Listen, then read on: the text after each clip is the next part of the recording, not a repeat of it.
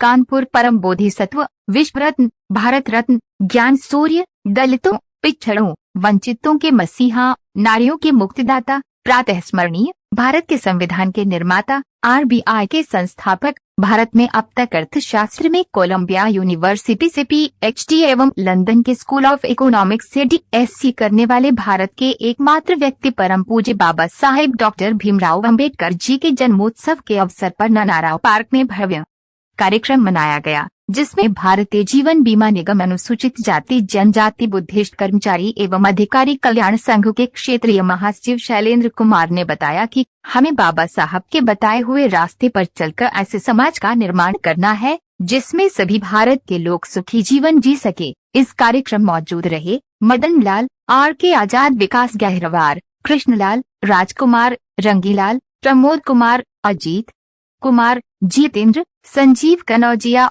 राकेश कुमार इत्यादि साथी उपस्थित होकर पुष्पांजलि अर्पित किया। मैं LIC के SC/ST वेलफेयर एसोसिएशन का जोनल सेक्रेटरी और मंडल सचिव हूँ। आज किस तरह यहाँ कार्यक्रम किया जा रहा है, क्या है?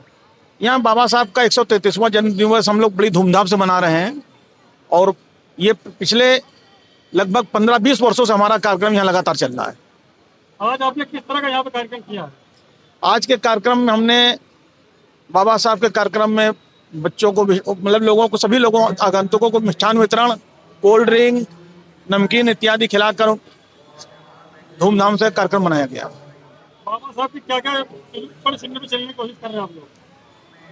बाबा साहब के पद चिन्हों में चलना तो सबसे बड़ा दुष्कर काम है। अगर उनका 100वां अंश भी हम लोग इस्तेमाल कर लें तो बहुत बड़ा परिवर्तन हो जाए। बाबा साहब तो पूरा जीवन वो अपने 4 बच्चों को कुर्बान कर दिया। बाबा साहब दुनिया में सबसे श्रेष्ठ ज्ञानी थे। बाबा साहब लंदन स्कूल ऑफ इकोनॉमिक्स से DSc में थे और इसके साथ साथ कोलंबिया यूनिवर्सिटी से भी PhD थे इकोनॉमिक्स में। दुनिया के एकमात्र व्यक्ति, भारत के एकमात्र व्यक्ति, आज तक कोई भी भारत उनके बाद DSc भारत अर्थशास्त्र में कोई नहीं कर पाएगा।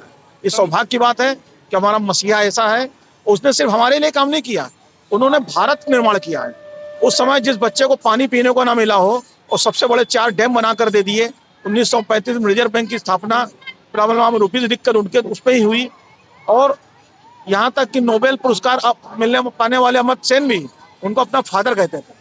ये बड़े सौभाग्य की बात है कि हमारा मसीहा सिर्फ दलितों, पिछड़ों, वंचितों को ही नहीं, इस देश के एक एक नारी को उन्होंने मुक्त कराया और सभी वर्गों को बाबा साहब के बनाए संविधान के अनुसार एक ऐसा रास्ता दिया कि सभी वर्ग के लोग अपनी उन्नति कर सकें, अपने आप को प्रोग्रेस कर सकें। समाज के लिए क्या संदेश दे रहे हैं? समाज के लिए संदेश ये है कि बाबा साहब के बनाए संविधान को बचाने के लिए 2024 में अपने वोट का इस्तेमाल सही करें और उस वोट के पावर से अपने आप को इतना मजबूत करें और अपनी सरकार बनाएं।